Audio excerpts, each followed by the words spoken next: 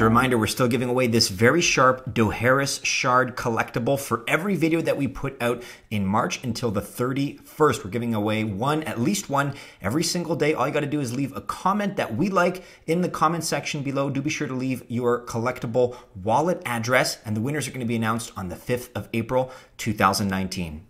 Hey everybody, it's Mattie here with Altcoin Buzz with you on a Sunday. Happy St. Patrick's Day to all the Irish out there celebrating, and to the Irish at heart, those that use the weekend as an opportunity to party, such as myself. Hope you're having a good one. We're going to look at a whole range of stories today, including 2020 presidential candidate Andrew Yang, who is very open to the idea of cryptocurrency. We're going to let you know what he's been tweeting about. We're going to take a look at Ethereum, which has received some very positive ratings. Some of the co-founders of Ethereum, i.e. Joseph Lubin, had some positive things to say. Luke is asking the question, is Cardano getting listed on Coinbase? Article from just the other day that we're going to take a look at. Then I'd really like to dive into updates relating to the Lightning Network. We've talked about the Lightning Network in the past, but the fact is that, well, first of all, we'll go over what it is briefly, but it has received some very positive updates in terms of the statistics, in terms of its network capacity over the course of the last month. You can see up over 50% over the course of the last month. The performance has just been fantastic.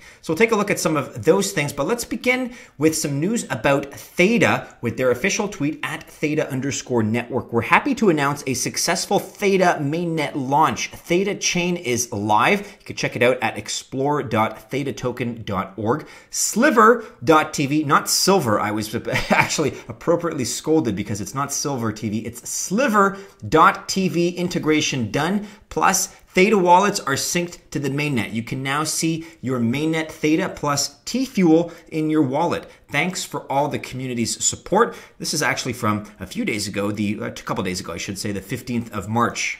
For a full overview of blocks and transactions, you can check out their website that they refer to, explore.thetatoken.org. We'll link to this in the description below. And taking a look at their website, thetatoken.org, the mainnet launch has been successful. That's hot off the press. You can read about that. You can read about their white paper, their roadmap, all kinds of different things on this website if you so choose. So congratulations to Theta for pulling off a successful mainnet launch. And in news here on Bitcoinist.com, if you're part of the Yang Gang, this may interest you. Andrew Yang is the Bitcoin-friendly US 2020 presidential candidate. With the exception of Wyoming and a handful of other states, blockchain regulation in the US has been disappointing at best. Yet, there may be a ray of hope from Democrat presidential candidate Andrew Yang. If you've not heard about him, he's an entrepreneur and founder of Venture for America, which is a nonprofit organization with a mission of, quote, mobilizing the next generation of entrepreneurs and equipping them with the skills and resources they need to create jobs. And when he's talking about that next generation of entrepreneurs, he's actually really diving into the details, because he's talking about the threat of automation. He's talking about the threat of artificial intelligence, the robotic takeover of the manufacturing sector. This is something that he really discusses in great detail. You may or may not be familiar with different proposals on the table, different discussions surrounding UBI, Universal Basic Income. But he talks about how that could look like 5 years from now, 10 years from now, 100 years from now. So he's very forward thinking in terms of his approach, in terms of his view on things. He doesn't beat around the bush, which is something I like about him. You may also have watched his extended interviews on the Joe Rogan podcast. He was on some other podcasts, of course. He's been making the rounds in the news. So he's a very kind of like frank and blunt kind of guy when it comes to what he perceives to be the problems that we're going to be facing economically and in the labor sector as we move ahead into this future that we're creating for ourselves. Somewhat a dark horse in this electoral race, Yang caused a flurry of excitement among the cryptocurrency community last summer. He declared that he accepted Bitcoin, Ethereum, and other cryptocurrency donations for his campaign. This was back on the 24th of July, 2018. So he said, huge news. My campaign can now accept Bitcoin, Ethereum, and other cryptocurrencies. Yang2020.com/crypto. Let's build the future together. And while many people accept cryptocurrency donations as, perhaps an outreach move, it's a political move in itself. They're kind of bandwagoning. What's impressive about Yang is that he's got knowledge that dates back to 2013. So regardless of the mixed reactions to this news, last summer. The 44-year-old Yang of Asian descent could certainly bring the promise of the winds of change in American politics, and his knowledge of Bitcoin goes back at least as far as 2013, when he tweeted about the then price meltdown when the price dropped under $600 US. I sense that the Bitcoin price correction will make some fellows nervous. So this guy seems to be with it. I mean, this is by no means an endorsement. I don't really know what the rest of his platform looks like, but I do appreciate some of those forward-thinking proposals, at least the fact that he's discussing the idea of UBI and that he's Bitcoin and cryptocurrency friendly. So I think perhaps move over John McAfee. Looks like John's going to have some trouble with in the form of a very legitimate competitor here with Andrew Yang. Let's see what happens and keep an eye on this. I find it very interesting. In other news now on Coindesk.com, how Ethereum applications earn A+ security ratings. More than 1.2 million Ethereum applications have used a little-known security tool to help them avoid the costly errors arising from self-executing lines of code known as smart contracts. Launched by Ethereum technology startup Amber Data back in October, the free tool is available for anyone in the general public to intercept the security of active applications on the Ethereum blockchain. Smart contracts with bugs that have been exploited have led to huge losses, even to the tune of hundreds of millions of dollars. Quote, "Our vision is to raise the standard of trust online," writes DuckDuckGo in a blog post from January a couple years ago. Similarly, the vision behind Amber Data's security grading tool, as highlighted by Amber Data CEO Sean Douglas in a press release, is to provide, quote, "greater access and enhanced visibility into smart contracts." And he added, quote, "We hope that by providing these tools to the community, we can reduce outside dependencies and enable the community to develop faster and more safely." If you want to read more about what these ratings consist of and how they are determined, then you can check out the rest of this article.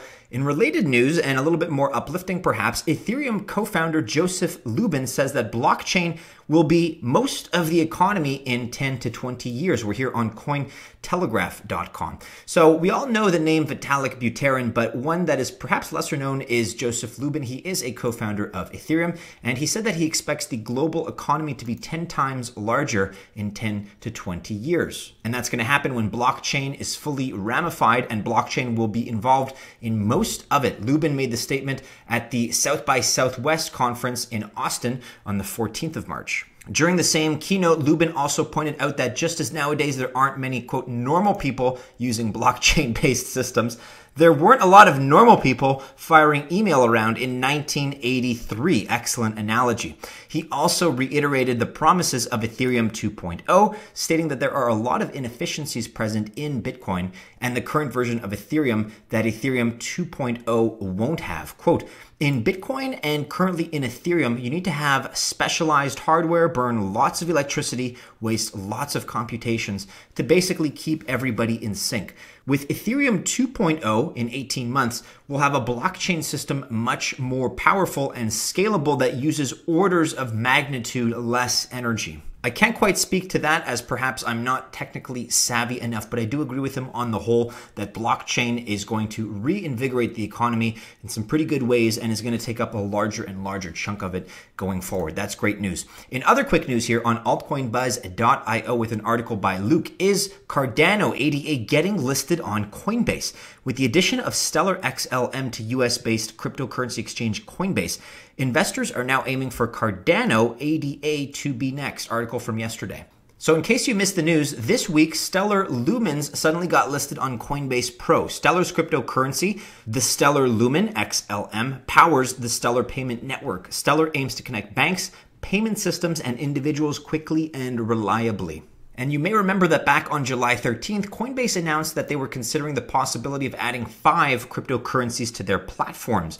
The altcoins in question were Cardano ADA, Basic Attention Token BAT, Stellar Lumens XLM, Zcash, ZEC, and 0x, ZRX. So besides ADA, the 4 other digital assets have been added to Coinbase. And that's an excellent point by Luke. So ADA is currently the only straggler that has not been officially added. If you're not familiar with Cardano, it's a smart contract platform, much like Ethereum, and it was created by Ethereum co-founder Charles Hoskinson. So based on the theory that Coinbase is still listing all the cryptocurrencies mentioned in July 2018, which so far they've listed 80% of those, Cardano will indeed be the next to be added. Of course, this is pure speculation, but looking at the gains that ADA has made over the past week, it seems that many traders do have a similar theory. And looking at Cardano here over the past 24 hours, nothing too special, up about 1% over the span of the last day. But taking a look at the 7-day trend, Luke is absolutely right, up almost 8% over the last week and up an even 19% over the last 2 weeks, 14 days, up nearly 25% over the last 30 days. This is perhaps more than just speculation about being added to Coinbase. However, I would have to imagine that that plays a certain role. Let us know what you think about that potential addition in the comments below.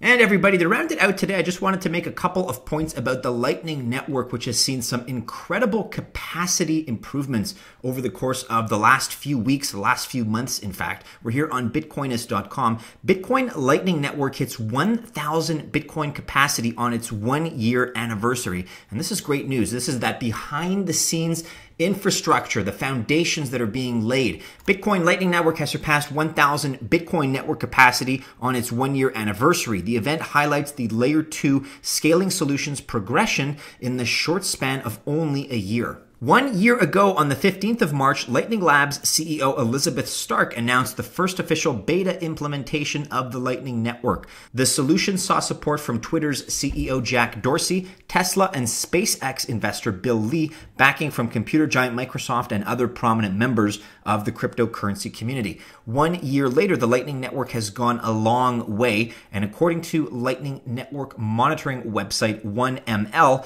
the network's capacity is 1,056.83 Bitcoin, or more than $4.2 million, marking a 54% increase over the past 30 days. And in fact, despite the fact that this is a recent article, we're even above that 1,056 mark. We're all the way up to 1,064. So that was, I think, written about a day ago, and we've added an additional 10 Bitcoin, which, as you can see, in terms of the network capacity, means we're up 54% over the last 30 days. Doing some quick math would suggest that about 30 days ago, we were at perhaps approximately 700 Bitcoin. So adding 50%, about 350 or so to that. So it stands to reason that that article is a day old. We added 10 Bitcoin in that period of time. So we're adding at least about 10 Bitcoin a day with these kind of growth metrics. You may or may not have been following these statistics, but they are getting better and better, and the rate of growth, the rate of increase is itself accelerating. We're seeing an 18% increase in the number of nodes